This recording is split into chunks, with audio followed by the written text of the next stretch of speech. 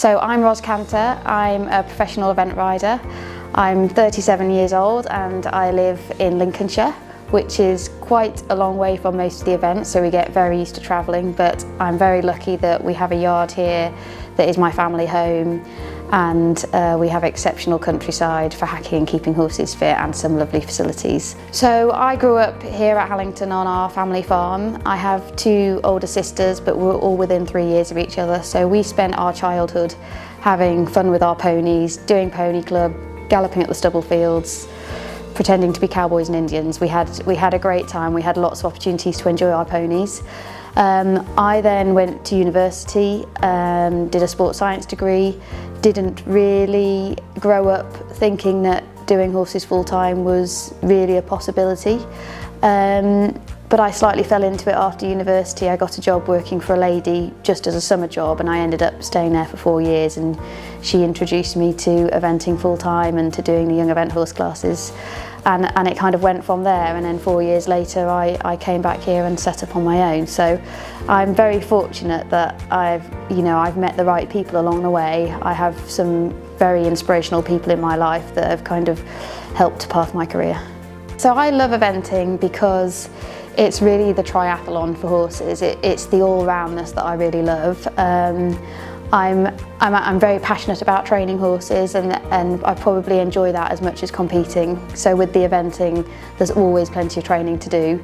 I'm probably quite unusual for an event rider in that I really enjoy the dressage phase, and I think that is really key to be successful at the show jumping and the cross country. So I do get to do lots of dressage training.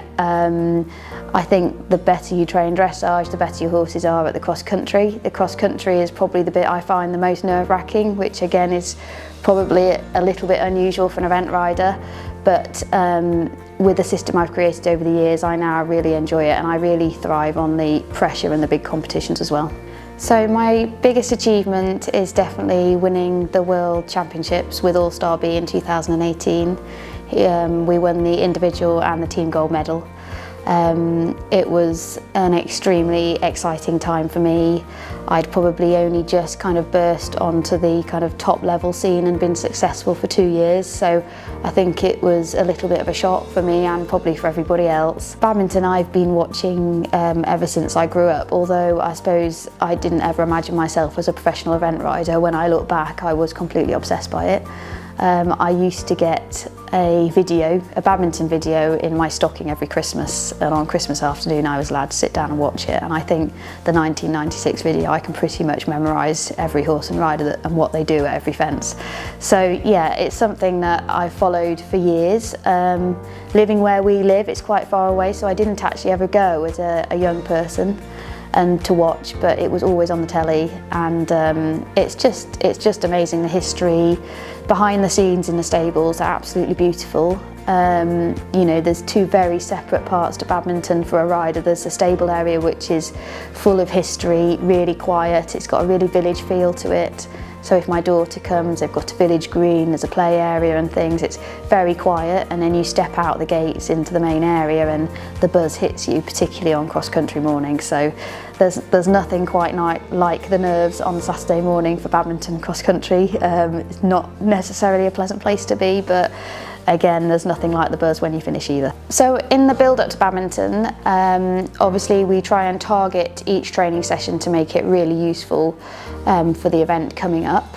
So these two horses have been training just gently over the winter really. They're both established at the level, they're both older, getting older horses now, so they don't need to be drilled all winter. They both had a nice holiday, they came back, they've done lots of hacking, lots of feel-good work for the start of the winter, and then as we get close to the event we try and target specific training sessions. So for example, this week we've been cross-country schooling at Chris Bartle's in Yorkshire. He has a grass field with lots of hills and lumps and mounds, some quite old-fashioned upright fences and some angles, and he's just really great for training bravery, training me as a rider to make sure my position is right, my eyes are looking in the right place, and I always come away, I think he challenges me. I always feel, he puts the nerves in a little bit into training, so you come away feeling like you've dealt with that side of it. Then we have world-class training sessions, which are great. So next week I'm going for some training where I'm going to actually run through my dressage test with a judge watching and marking it, which will be great because it puts you under a bit of pressure. You know, it's very easy to train for the movements at home, but it's also very easy to turn a circle if you think something's not gone right, whereas next week we'll have to run through the test as it should be, and hopefully it will highlight some little things that I want to work on in the next week running up to Badminton. So yeah, Badminton is well known for having the Vicarage V and that area of the course where there's huge ditches. I went with Lordship's Gruffalo last year, and fortunately for me, he absolutely loves them. So from that point of view, I don't mind ditches at Badminton. I've heard this year that it is a little bit less ditchy and a bit more technical. I'm hoping that the training I've done is going to set me up for that, but it's one of those things that hopefully on the day my horses and I can both react to. It's about doing the training and then getting in the right mindset, and hopefully the horses follow. Lordship's Gruffalo is a beautiful horse to ride cross country. He is like no other I've had before. You lean forward and he gallops, you sit up and he slows down, so it makes riding technical fences quite easy. My other mare is got an absolute heart of gold. If she can see those flags, she'll do her utmost to get through, but she physically would find it a little bit harder to balance herself, so it will probably feel a little bit more hard work for me, but she's in a really good place mentally at the moment, and she's a happy horse, which is what really makes her tick. So hopefully, and they're both brave as lions, they've both done a 5-star before, so we'll just give it a good crack when we get there. So when we get to an event like Badminton, I will walk the course 4 or 5 times. So it's quite a big time commitment. Badminton will be very busy. The first course walk I tend to do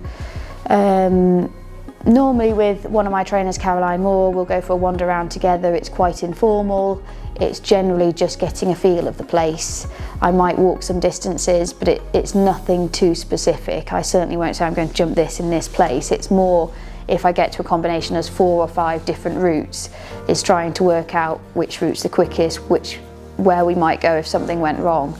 And then gradually as the walks go on, they get more technical, so I definitely will do at least one walk with Chris Bartle.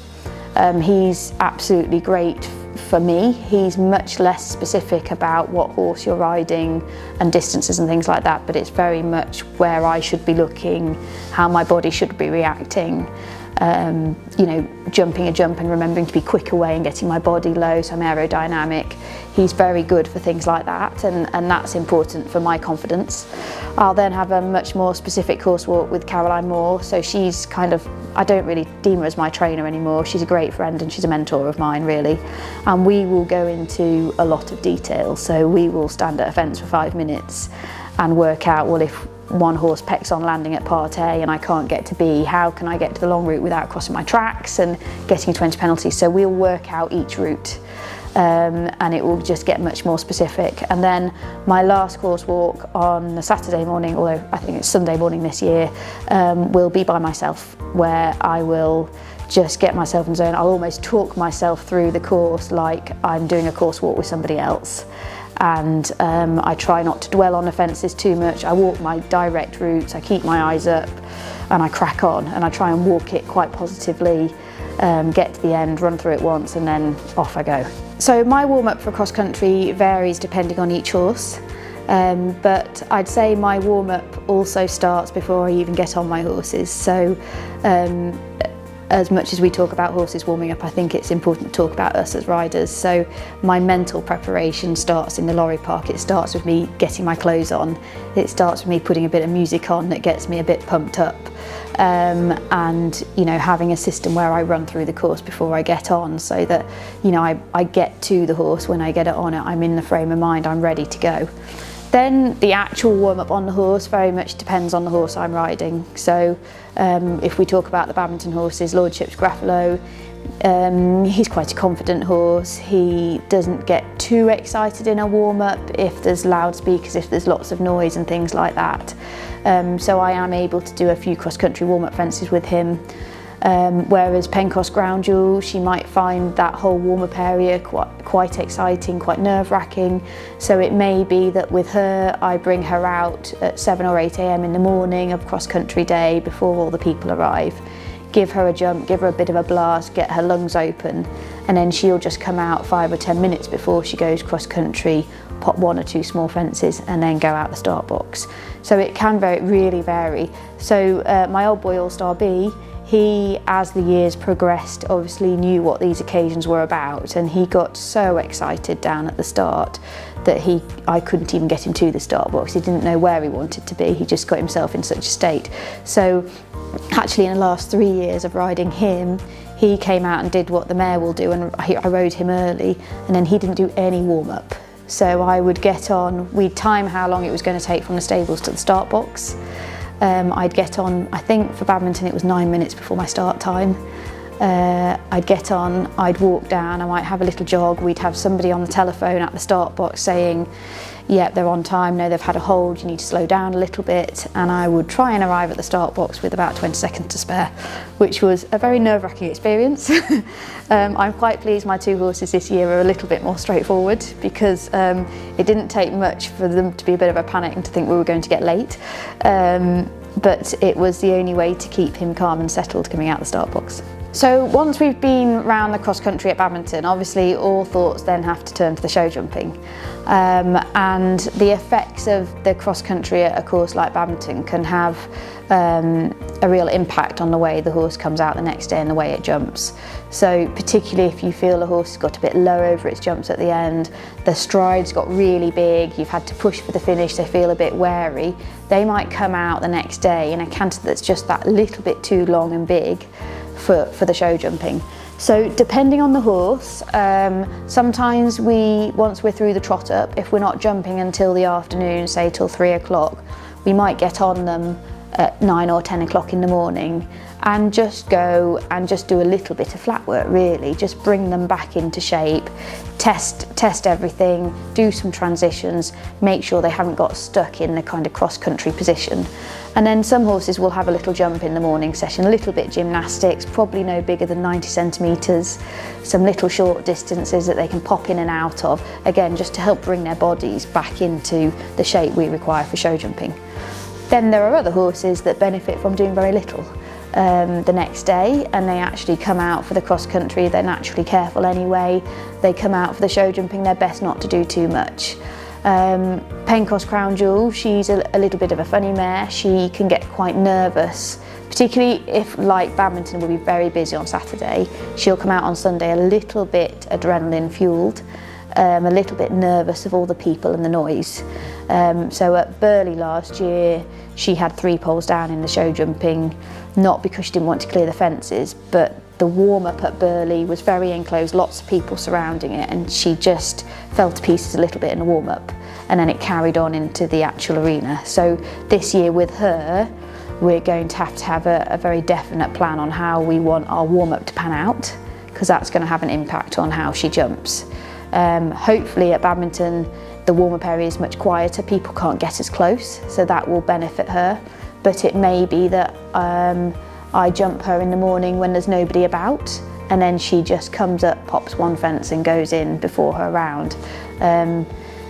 Lordship's Grappler would be very different. He's not at all fazed by people. He needs a bit of atmosphere, so he's best to jump at the last minute when everybody's clapping and get him going a bit. The mare needs to feel mentally confident. It actually doesn't matter how many jumps she jumps.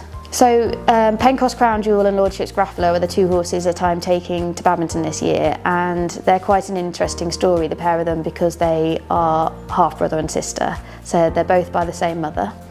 And also I've had them both since they were 3 years old, so I've broken them in, and they've always been here ever since. So it's quite an unusual story, I think. I don't think there's many riders that probably ride a brother and sister around Badminton on the same year.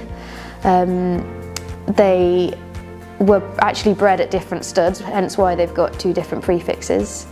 But the mother I've met once before, and she was a tiny little 15-hand horse, very unassuming, but out of her has come 2 5-star horses. So it's a real credit to Penny Wallace, who owned the mare. And she's a small-time British breeder that she's got 2 horses to this level, so it will be an extremely exciting day for her. And then both my owners that own the horses, Pencross Crown Jewel is owned by two ladies, Annie Macon and Kate James. They bought her from an advert on HorseQuest as a foal from Penny, and it was the first horse they'd bought to be an event horse. And so they've been on a huge journey and kept in touch with Penny, so it's all lovely. Everybody gets on really well, which is great. And then Michelle Saul, who owns Lordships Graffalo, has been a really long-standing owner of mine. She's had a few horses with me over the years, and Walter came to me as a 3-year-old. Penny wanted to sell him, and I asked Michelle to buy him for me, which she did. So it feels a bit like we've got a big family with the 2 horses, but also with the owners, because we've been on such a long journey together. So despite Lordships Graffalo and Pencross Crown Jewel being siblings, they're actually completely different to ride. Their one trait that they both have is that when they are at a competition, they bring out their best performance. They can be quite plain horses to ride at home. They're not particularly jolly or difficult at home to ride, and sometimes, particularly Pencross Crown Jewel, she'll feel quite normal to ride at home, and you think, yeah, she really got the ability to go around these big fences. But when they get into a competition environment, they absolutely deliver. They put their heart and soul into it, and they have an ability to bring their best to the competition without overboiling or getting frightened. So that's a trait they share. But on the other hand, one's over 17 hands, one's just under 16 hands, so they're very different height-wise. Lordships Graffalo is quite a short horse but tall, and Pencross Crown Jewel is quite a long horse but short, so they ride very differently. But yeah, they share that same love of the sport, an absolute passion for cross-country, and hopefully that helps them to be winners. So I have 2 grooms coming with me to Badminton this year. I have a lady called Sarah Charnley, who is quite interesting because she actually day-to-day doesn't work for me. But she has been my groom at the bigger events ever since, I think probably for about 12 years now. She actually works as a building control surveyor for the local council full-time, and eventing is just her passion and her hobby. And about 12 years ago, she had her HGV, and I met her playing hockey, and she said, if you ever need any help driving the lorry, then give me a shout. So I did, and she has groomed and helped at weekends and done all these big events whenever she can ever since. So I think it's been kind of a win-win situation, both sides. Sarah's very organised, great fun, very loyal. She's been able to help me, and I think in return she's had some life experiences that she never would have been able to have. She went to Tokyo, she groomed for Albie at the World Championships when he won, so it's been a very special relationship. So she'll be there this year at Badminton helping me, and I have a guy called Travis who has been working for me now for 2 or 3 years, and he left school and came straight here. I met him at a clinic that I was teaching at, and he started coming and helping at weekends, and it's gone from there. And he is absolutely fantastic. For a young 19-year-old boy, he has the most amazingly calm attitude. He's completely unflappable. He gets on with absolutely everybody. He can talk to my owners, he can talk to young people, and if things get a bit stressed in a show jumping warm-up, he has an ability to slow the whole situation down and keep everybody calm. So he's an absolute asset to my team. I do sports psychology sessions. Normally I have at least one running up to each big event, and then occasionally in between as well.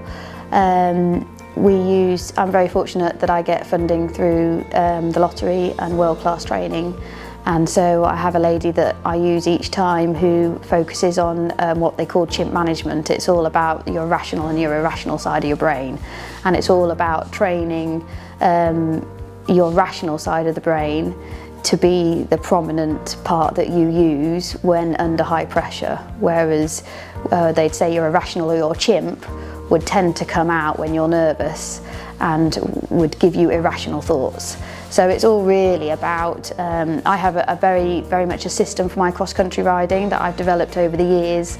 I kind of have a set of rules that I try and follow when I'm approaching the fences.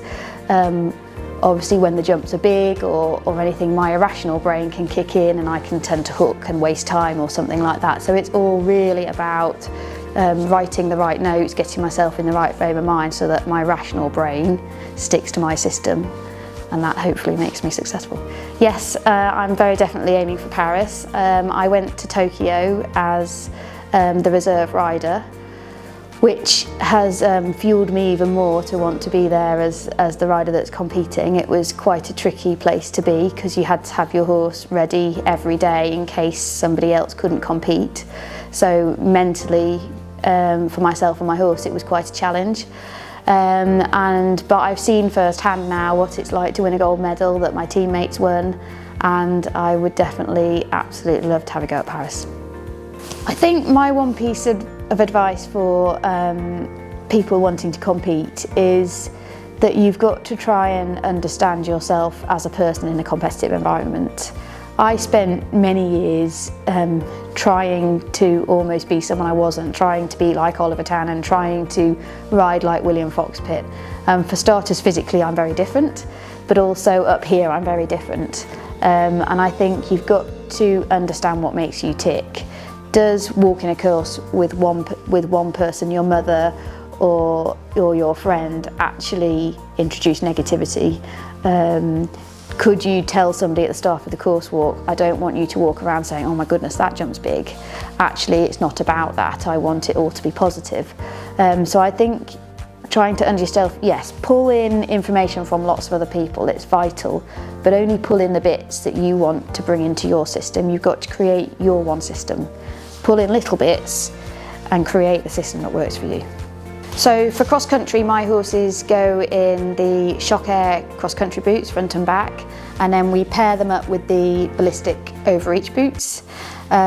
We always go cross country in overreach boots with our horses, and we find that Lemure ones are fantastic because they're strong and durable. They have the little bobble here in the middle that stops them spinning around. They're just really tough. I mean, I go cross country sometimes and ride 5 horses at one event in one day, and these stay in our lorry and they go on horses time and time again. They don't get heavy if they're wet, so we can reuse on multiple horses during the day. And we've never had any rubs or anything. So for example, when we go around Badminton, the horses are going to be going for a good 12 minutes, but when you think about when the boots actually go on them, you know, they might be on for an hour and a half by the time we've warmed up, got them back to the stables and everything else, and we've just never had a problem with any rubs. So the acoustic fly hood from Lemure is again one of the staple parts of my lorry equipment list. The fly ears we actually use now on all horses at competitions, whether it's the acoustic or just the normal thin version. And it's not just for flies, it's for noise, it's for anything going on. It just really helps the horse concentrate. The acoustic ones in particular, Pencross Crown Jewel at Badminton, she has a real fear of people and noise, and so she will be wearing these all week, not just in the dressage test. She'll wear them on the cross country and the show jumping, and whenever I'm riding her. And they really just help her to settle, to stay confident and to be able to focus on me. We love the black colour for competitions. Pencross Crown Jewel's a dark bay mare, so they look really smart. But they come in all different colours, and I think they're a product that I see so much on everybody now being ridden around, and I do some clinics in the winter, and there are so many people that turn up in these Lemure fly colours. So we use the impact responsive tendon boots for when we show jump our horses. We use them at home and in competition. I really like them because they have open front for the show jumping. So if a horse just has a gentle rub on a pole, he feels it and helps him to stay careful. But the main thing is that they have this protective shell that really helps to prevent from injuries, because even in the show jumping, it only takes a clip of the horse's hind shoe on a front leg, and it can cause some very serious and long-lasting damage. So these boots, they're flexible, but they're really sturdy, and we love these, the popper clips for them, because it just means when I've got lots of different people putting on boots and things like that at a competition, then it means that we always get even tension. There's no risk of over tightening or having a boot too loose.